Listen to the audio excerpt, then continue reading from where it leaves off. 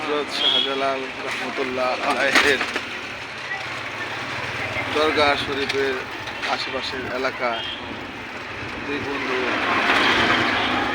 রিস্কায় করে পরিদর্শন করা হচ্ছে।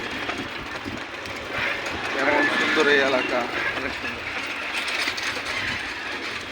এলাকার মানুষজন দেখলাম, মাশাআল্লাহ ভালোই। তবে সব রকম খাবার পাওয়া যায় না, মন চাইলে সব খাবার খাওয়া যায় না। তো মনের মতো করে খাবার খাওয়ার জন্য আমরা সেই গিয়েছিলাম পাঁচ ভাই রেস্টুরেন্ট, ওখান থেকে দুপুরের খাবার আনার জন্য। ওখান থেকে আমরা সংগ্রহ করেছি আতপ চালের ভাত, গরুর কালা ভুনা, গরুর সাত করাই,